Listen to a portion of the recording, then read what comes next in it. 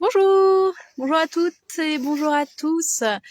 Bienvenue sur ce live numéro 22 du défi Parler et libérer.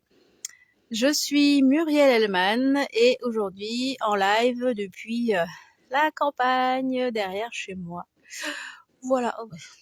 Et puis avec un magnifique arbre sur le sommet de la tête. Fantastique. Ok. Alors, c'est le 22, 22e live. Celui d'hier, je l'ai tourné.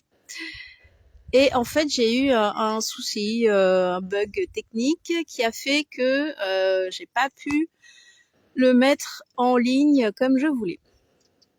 Et en fait, ce live un peu raté entre guillemets, en tout cas pas totalement abouti, était le point culminant d'une journée un peu bizarre, un peu difficile, où j'ai beaucoup travaillé et où j'étais pas en super forme.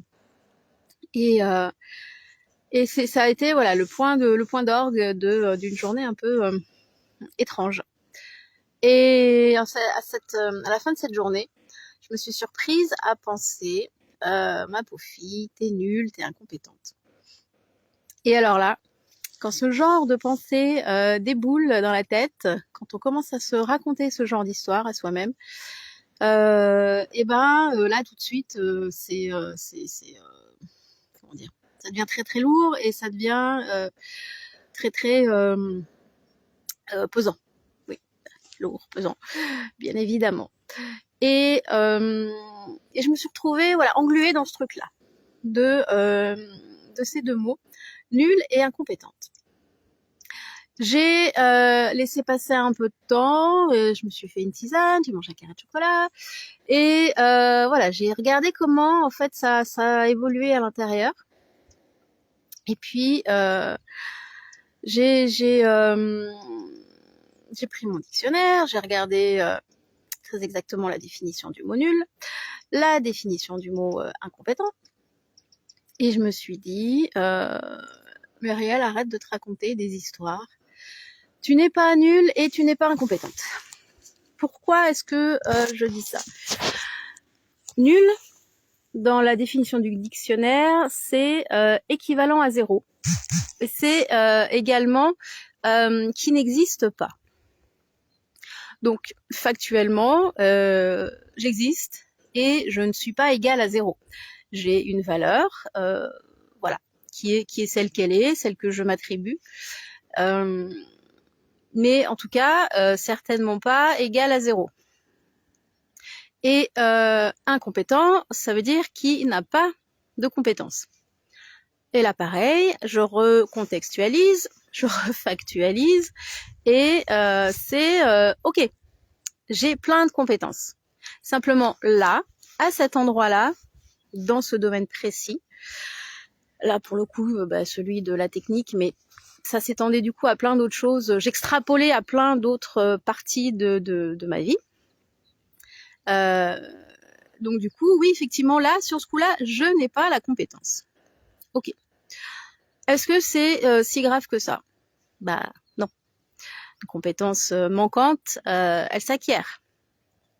Est-ce que j'ai envie d'acquérir cette compétence? Bah oui, clairement. Donc j'ai la chance d'avoir un frangin, coucou mon frérot si tu passes par là, qui bosse dans ce domaine, donc à qui je peux demander conseil. Donc ce cheminement en fait, ça a été celui de la journée d'hier. Et bien évidemment, c'est quelque chose qu'on retrouve dans nos vies en fait en permanence. Ces deux mots, nul et incompétent, on se les est forcément pris dans la tronche à un moment donné de notre vie, de façon plus ou moins récurrente, de façon plus ou moins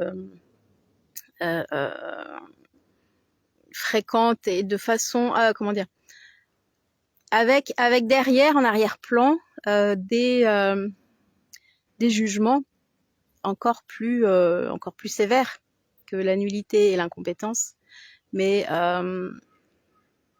ce que j'entends moi en tout cas, derrière ces mots, nul et incompétent, j'entends pas de légitimité à exister. Pas ah zut, c'était quoi le mot qui m'est venu? C'était pas bon à rien, mais c'était ah zut. Bon, j'ai oublié le mot qui m'était venu. Tant pis. Mais en gros, voilà, c'était un peu l'idée de je n'ai pas de légitimité à être qui je suis quand on me balance ces mots dessus, ou quand je me les auto-balance, ce qui était le cas d'hier. Et voilà, c'est ce que j'avais envie de partager avec vous aujourd'hui, parce que ces deux mots, qu'ils soient utilisés à notre rencontre ou qu'ils soient utilisés par nous vis-à-vis d'autres, en fait, ils ont une grande puissance, et ils ont une grande puissance de destruction, ils ont une grande puissance de nuisance, et ils ont une grande puissance de stagnation. Et j'avais envie d'attirer votre attention là-dessus. L'idée, c'est au moment où ces mots vont sortir, que ce soit pour moi ou vis-à-vis de quelqu'un d'autre, qu'est-ce que je veux dire en fait vraiment? Qu'est-ce que je mets vraiment derrière ce mot nul, incompétent? Je me souviens de d'une altercation qui avait eu lieu à la maison de santé. J'avais un rendez-vous chez le médecin et j'étais dans la salle d'attente et un monsieur arrive très remonté, très en colère contre la secrétaire. Et j'entends de loin qui se plaint, des papiers n'ont pas été faits, il manque des choses, et du coup des versements, enfin des choses par rapport à la sécu qui sont en attente pour lui et qui sont compliquées. Et il finit par traiter la secrétaire d'incompétente. Il dit: Madame, vous êtes vraiment incompétente. Et je voyais cette pauvre secrétaire qui était là, qui savait pas comment gérer le truc, et qui était très impactée, même si elle faisait en sorte de prendre sur elle. Mais on sentait que ce terme d'incompétente l'avait vraiment impactée. Et je repensais à ça hier soir. Et je me disais, mais en fait, est-ce que cette femme l'a pris, enfin, cette femme l'a probablement pris comme je suis incompétente et je suis pas digne d'exercer, ou pas digne, voilà, pas digne d'exercer ou pas digne d'exister là à cet instant. Alors qu'en fait, le monsieur exprimait simplement sa difficulté et sa colère par rapport au fait que un papier ou des papiers n'ayant pas été traités à temps, la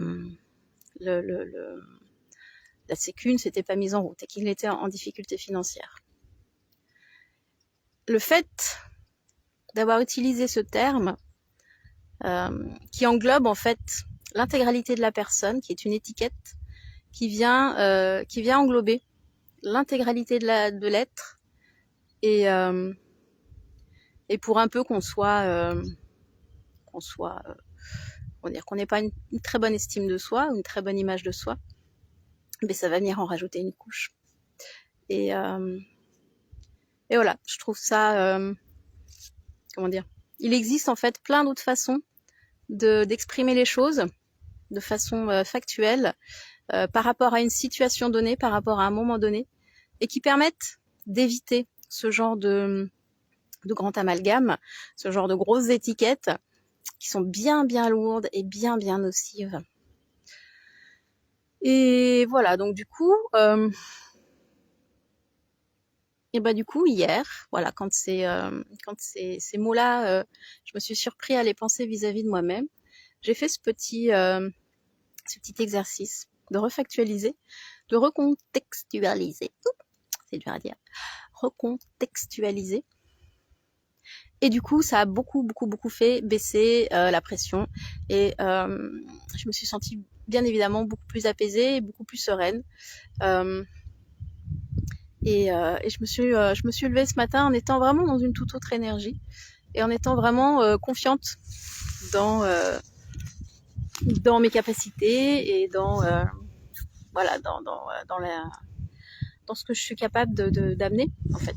J'ai remis les choses à leur juste place. J'ai remis ces deux notions à leur juste place. Et là où elles prenaient, en fait, l'intégralité de l'écran, à un moment donné, et bah du coup, je les ai remises à... je sais pas si on voit... Hop, voilà, on dit que ça, c'était mes mots. Et bah voilà, pof, je les ai remis à l'endroit approprié, c'est-à-dire un petit endroit du cadre par rapport à une situation et un instant donné. Et du coup, ouais, j'ai trouvé ça beaucoup plus léger. Et j'avais envie de vous en faire profiter. Voilà. On se retrouve, donc là, j'espère qu'il n'y aura pas de problème technique cette fois-ci.